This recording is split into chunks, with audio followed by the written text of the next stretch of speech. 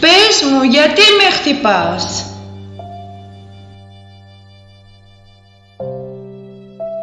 Για ποιο λόγο τη χτυπάς?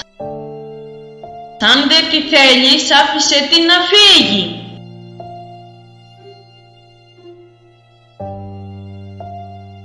Η γυναικεία κακοποίηση.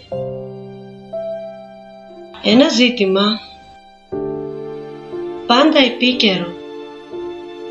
Βία είναι αυτή. Τι είναι η γυναικεία κακοποίηση? Η γυναικεία κακοποίηση είναι ένα φαινόμενο που επηρεάζει γυναίκες κάθε ηλικίας, κοινωνικής τάξης, εθνικότητας και μορφωτικού επίπεδου. Ήμουν μικρή και νόμιζα ότι τον αγαπούσα.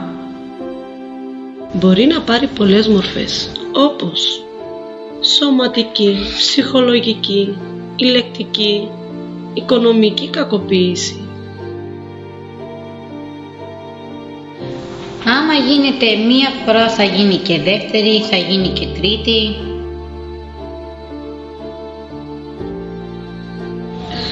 Κάθε μορφή της είναι εξίσου σοβαρή και οι συνέπειες για τα θύματα είναι συχνά καταστροφικές, επηρεάζοντας την ψυχική και σωματική τους υγεία.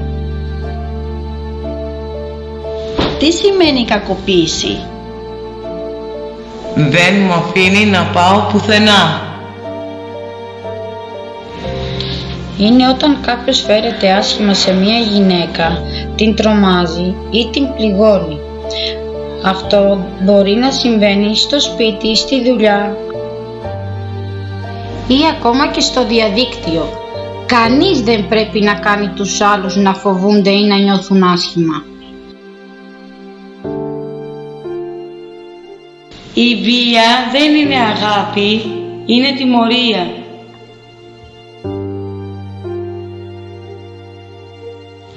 Τα στοιχεία προκαλούν σοκ.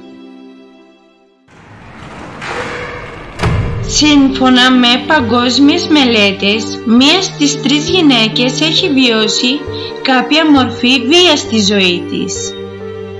Στην Ελλάδα, οι περιπτώσεις κακοποίησης έχουν αυξηθεί τα τελευταία χρόνια, φέρνοντας στο προσκήνιο την ανάγκη για δράση. Πρέπει να είμαστε ενωμένες. Αλλά γιατί κάποιες γυναίκες δεν φεύγουν από τις κακοποιητικές σχέσεις? Όταν παίρνει το θάρρος η γυναίκα να μιλήσει, ανοίγει τα φτερά της και φεύγει. Είναι σημαντικό να κατανοήσουμε ότι ο κύκλος της βίας δεν είναι απλός. Ο κύκλος πρέπει να σπάσει. Η κακοποίηση συχνά συνοδεύεται από ψυχολογική εξάλτηση, οικονομική εξάλτηση και κοινωνικές πιέσεις. Ο φόβος για την αντίδραση του κακοποιητή, η ντροπή και η ενοχή που νιώσουν πολλές γυναίκες λειτουργούν ως αόρατα δεσμά που τις κρατούν εγκλωβισμένες. Η κοινωνία παίζει καθοριστικό ρόλο στην υποστήριξη των θυμάτων. Οι γείτονες, οι φίλοι και οι συγγενείς μπορούν να βοηθήσουν αναγνωρίζοντας σημάδια κακοποίησης και προσφέρουν τα βοήθεια. Να έχει το θάρρος να μιλήσει και να βοηθήσει τη γυναίκα που κακοποιείται. Η σιωπή δεν προστατεύει κανέναν. Ας είμαστε παρατηρητικοί και ανοιχτοί ώστε να δίνουμε χώρο στα θύματα να μιλήσουν χωρίς φόβο. Να μην φοβόμαστε. Είναι σημαντικό να θυμόμαστε ότι κάθε μικρή κίνηση μπορεί να κάνει τη διαφορά. Το να ακούμε με προσοχή, να δείχνουμε κατανόηση και να ενθαρρύνουμε τα θύματα να μιλήσουν είναι βήματα που μπορούν να σώσουν ζωές. Μικρές καθημερινές δράσεις μπορούν να εξτηρίξουν τα θύματα. Να μην φοβόμαστε να μιλήσουμε. Σε αυτό το σημείο θα θέλαμε να αναδείξουμε την ανάγκη για παρέμβαση από την κοινωνία, την πολιτεία και τις ίδιες τις γυναίκες.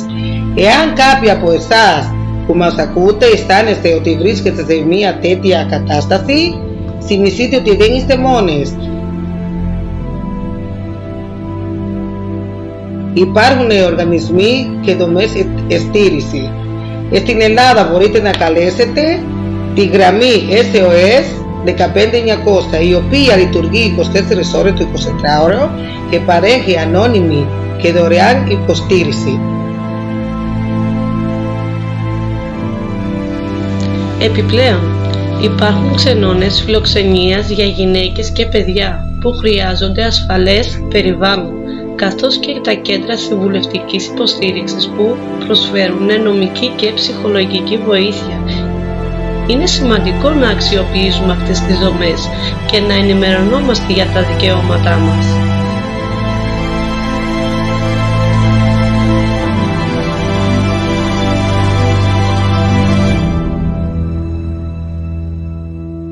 Πώς μπορούμε όμως όλοι και όλες να συμβάλλουμε στην εξάλειψη της γυναικείας κακοποίησης?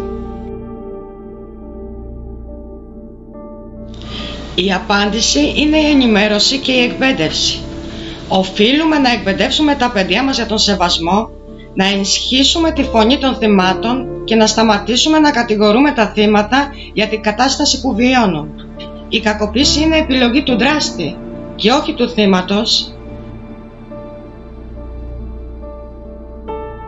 Μόνο εγώ κάνω κουμάντο στον εαυτό μου.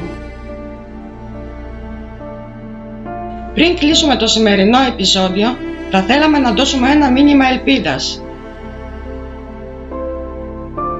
Η αλλαγή είναι εφικτή.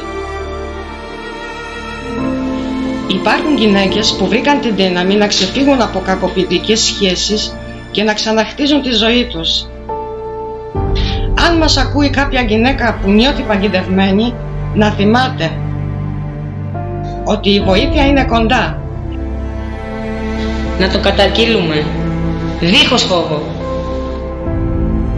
Έχετε αξία. Έχετε δύναμη. Είμαστε δυνατές. Και δικαιούστε να ζείτε χωρίς φόβο. Μείνετε ασφαλείς και μην διστάσετε να ζητήσετε βοήθεια αν τη χρειάζεστε.